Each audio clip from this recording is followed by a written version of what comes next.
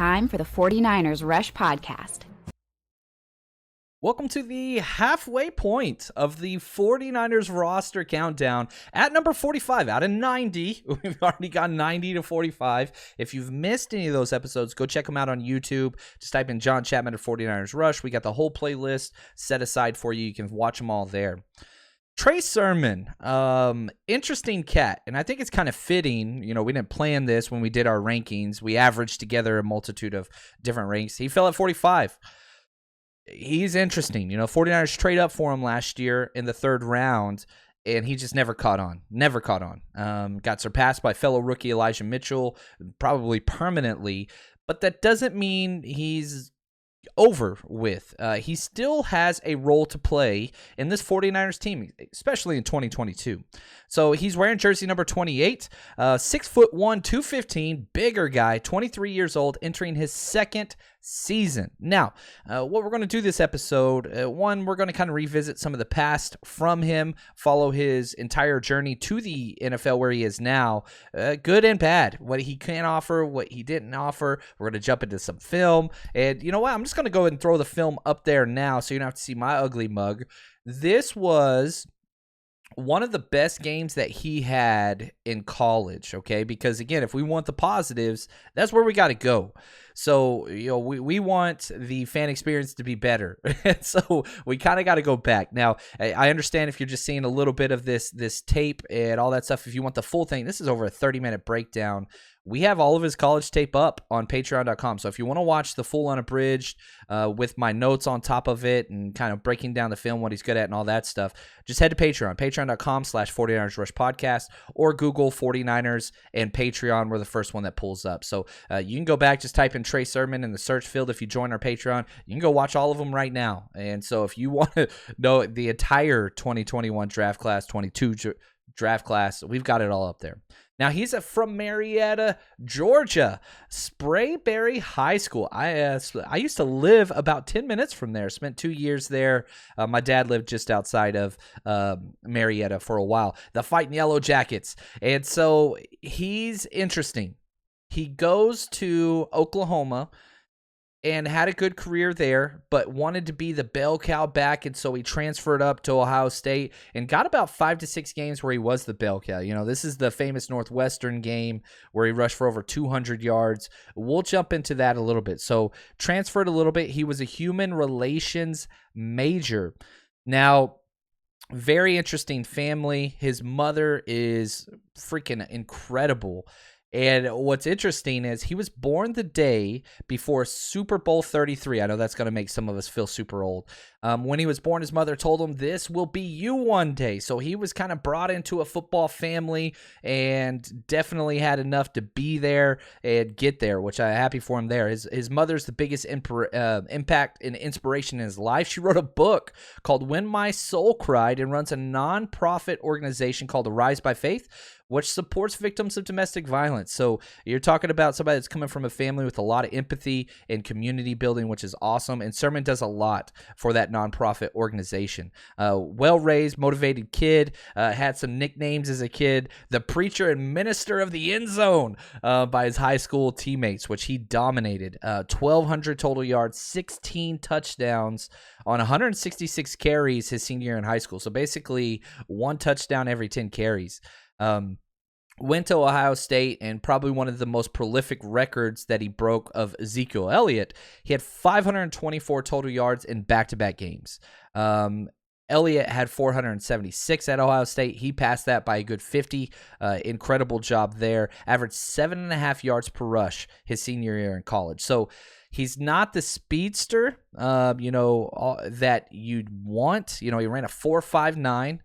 40-yard dash, but he's got some good shift to him. 6.84 in the 3-cone, 37-inch vertical, all those things. Now, my pre-draft write-up before the 49ers selected him, went back, dug through my draft notes, getting this out here. So, again, this is before I knew he was going to be a 49er. This is what I had to talk about on his college tape. I wrote contact balance and vision. He's not your traditional Shanahan running back. And this draft pick, which I think many would say has not panned out yet, it's only been 1 year, so we got to hold on there, was a shift.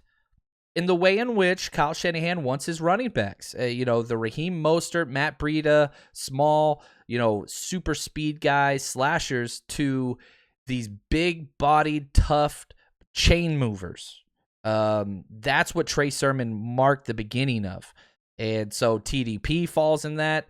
Mason, the undrafted free agent this year, falls in that. And Elijah Mitchell's a kind of an in-betweener on those bigger body guys and the speedsters. But only 1 year being a workhorse back, and he delivered. Yards per attempt, incredible. 7.5 for a year, 7.1 for a year, 5.8 for a year, 6.1 for a year. And if you go back to him in high school, 7.4 yards per carry. He is a chunk monster. But the issue is, when he got to the NFL, it didn't show. It really didn't show. It just didn't pass the eye test whenever you watch the film in the NFL. Now, will that change? He's made some changes to his body. There's no doubt about it. Showed up to minicamp way slimmer. You could tell he dropped some weight, worked on his footwork a lot. So we'll have to see if that kind of translates to what we get. Now, my player comp for him coming out of college was Kerryon Johnson. Out of Auburn, if you remember. Detroit drafted him. Then he landed with the Eagles for a little while. I think he was with the Niners for a brief stint, but never got on the field. But bigger-bodied, highly productive back. We drafted him in the 3rd round, traded up, in fact, pick 88 overall in 2021. Now, what did he do last year? Played in 9 games. Only 41 attempts, and almost all those attempts came in 3 games. We'll detail those more here in a second. 41 attempts for 167 yards. That's 4.1 yards per carry. Not bad. 1 touchdown, 3 receptions, 26 yards. Not bad. He got hurt twice. Had the terrible concussion that was scary against Philly in week 2. That didn't keep him out long. And then got hurt with his shoulder, and then we just didn't see him anymore. Signed a 4-year, $4.9 million rookie deal. That's slotted, whatever else. But you look at what he was able to accomplish, just last year. 3 games for the 49ers last year, he had 10 or more carries. Trey Sermon did. Versus the Packers early on, he went 10 for 31, which was not good. That's 3.1 yards per carry. Then versus Seahawks, he went 19 for 89. That was a great game, 4.6 yards per carry. And then the Jags, 10 for 32, not good. 3.2 yards per carry, and then nothing after that. Like, it was just like Shanahan just said, screw it, put Debo back there. And that's when Debo started getting all that work, kind of that Shanahan just said, screw it, I'm done with this. Now, he missed, I think it was like 8 games. He did come back for the NFC Championship game, but just on special teams. And so he got 11 special team snaps in the NFC Championship game. But again, that was after missing 8 straight games. So if you look at the entire just snap rate of the entire year, 107 offensive snaps, 51 special team snaps. So, he was on kick return, kickoff team, punt return, and punt team. So he does provide some value there. But at the same time, it's somebody that, and let's just be real, you got to kind of lower expectations. I understand 3rd round back. He's not going to get cut. He's got a lot of guaranteed money left on this 3-year deal, so it's cheaper to keep him than it is to cut him and keep somebody else. There are a lot of running backs to feed. Let's be honest. The best case scenario is he earns that number 2 running back spot behind Elijah Mitchell. It's not likely. The drafting of Ty Davis-Price really, really hurt him. And whenever they drafted Ty Davis-Price, you had John Lynch. You had Aaron, the new running back coach. Because, again, another thing, this is a Coach Bobby Turner guy. He's not there this year. And they drafted Ty Davis-Price, new running back coach, and everybody kept saying 1-2 punch with TDP and Elijah Mitchell. So the coaching staff has basically said, look, this is our pecking order of what we want. You want to change that? You got to earn it.